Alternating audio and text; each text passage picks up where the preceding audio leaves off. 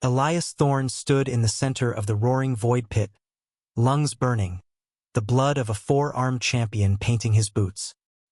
He looked directly up at the floating Imperial platform, wiping a streak of crimson from his jaw.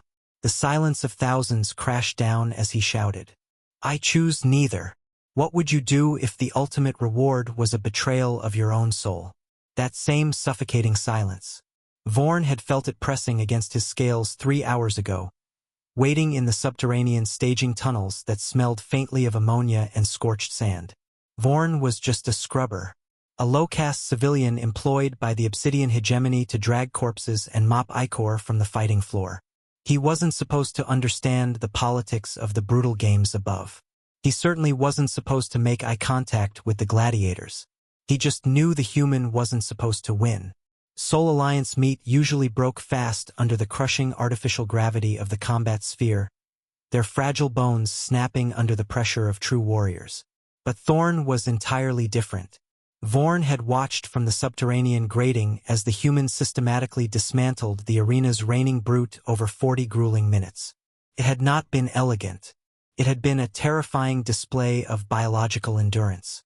Humans, Vorn realized with a cold shudder, possessed unique adrenal regulation and a localized lactic acid buffering system that defied logic.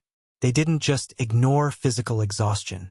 They somehow weaponized it, converting sheer biological stress and microfractures into sustained kinetic output long after a typical Saurian heart would have burst from the strain. The reigning champion had fallen. A low hum vibrated through the stadium floor. Then the imperial dais descended. Vorn gripped his heavy mop handle, pressing his scaled face against the iron grate to see. Hegemon Vrax slithered forward on his repulsor throne, draped in synthetic silks that shimmered like spilled oil. Beside his massive bulk knelt 2 female captives. The crowd's roar shifted into a hungry, unified chant. One captive was Kalara, a notoriously lethal steel-blood raider whose people had waged a shadow war against the hegemony for decades. Her metallic dermal plating was heavily marred by fresh electrical burns, the raw edges weeping synthetic fluids.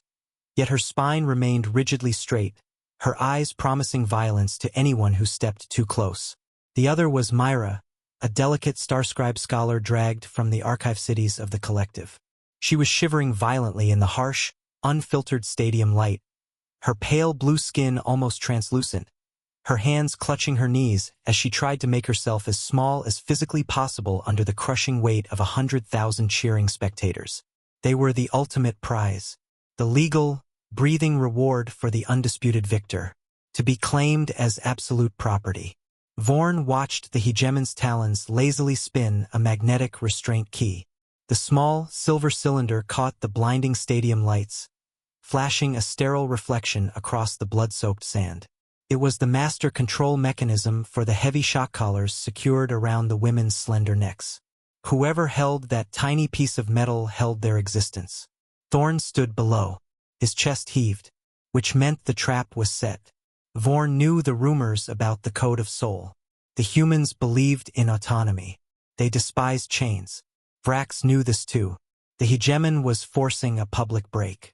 Either Thorne claimed the women and broke his own moral spine, or he refused them and committed a capital offense against the hegemony's sacred traditions. The human just stared up at the dais. Vorn could see the microscopic shift in Thorne's posture from beneath the grate. A tightening of the shoulders, a narrowing of the dark eyes. He wasn't looking at the captives with the hunger of a conqueror, nor the pity of a savior. He was looking at the hegemon with the cold calculation of a man plotting a dead-end jump into deep space where the NAV computer was dead and the fuel was gone and the only thing left was the math of survival. If you want to witness the moment a single choice ignites an empire, join us and hear the rest. Vrax leaned forward, extending a bloated hand, offering the silver key. Vorn spent the next 3 months scrubbing the same iron grates, listening to the high-caste overseers panic in the corridors above. The story of the wayfarer trickled down to the worker castes in frightened whispers. Thorne had played the perfect defector. He had marched the 2 women onto his ship under heavy guard, maintaining the strict surveillance dark protocol the hegemony demanded of all its newly acquired property. They thought they had broken him. They thought they owned him. Vorn had hidden inside a ventilation duct when he overheard an enraged hegemony fleet commander screaming at his subordinates. Thorn had navigated the ship straight into a heavily fortified Sol Alliance patrol zone. The human hadn't just defected to save his own skin. He had delivered a massive payload of falsified military intelligence that lured 3 of the hegemony's most advanced dreadnoughts into a fatal, inescapable ambush. And the captives? They were never meant to be cargo. Kalara and Myra were the primary witnesses. The workers eventually managed to pirate the holofeeds. Vorn watched the interstellar assembly hearings for a week straight, hiding behind a rack of rust-pitted floor buffers. He watched Kalara, her metallic dermal plating polished and terrifyingly proud, give brutal testimony against the hegemony's darkest crimes. He watched Myra calmly present the stolen data cores, her voice no longer shaking. Then he saw Vrax. The hegemon was stripped of his shimmering synthetic silks, his repulsor throne gone, dragged before the Galactic Tribunal in heavy magnetic chains. A multi-species liberation fleet was already forming in the Outer Rim. Thorn was at the helm. But none of that grand rebellion existed yet. Down in the subterranean grating, Vorn only knew the suffocating tension of the present moment. The smell of copper and ozone hung thick over the arena. The bloated, scaled hand of Hegemon Vrax remained extended over the edge of the floating dais, the silver restraint key catching the harsh stadium lights. Thorn didn't blink. The human finally stepped forward.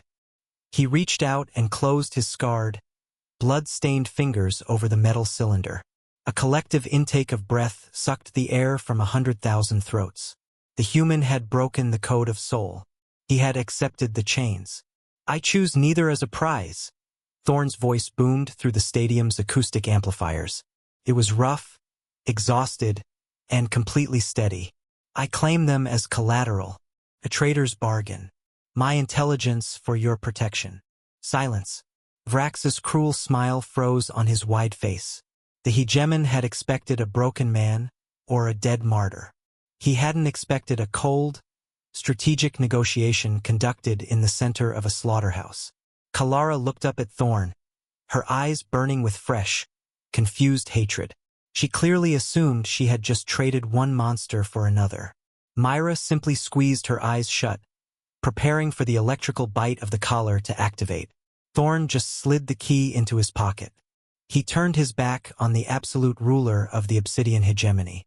Now, months later, Vorn stood in a damp, empty tunnel, watching the final pirate broadcast flicker in the dim light. Thorn stood on the polished bridge of a new Alliance vessel. Beside him stood the Steelblood warrior and the Starscribe scholar, equals in the command center. Thorn reached into his pocket and pulled out the silver restraint key. He handed it to Kalara. She didn't flinch. She took the dead piece of metal, smiling as she crushed it into dust inside her armored fist. Did Thorn know the universe would follow him that day in the sand? Or was he just trying to save 2 lives? We'll be back tomorrow with another file from the archives.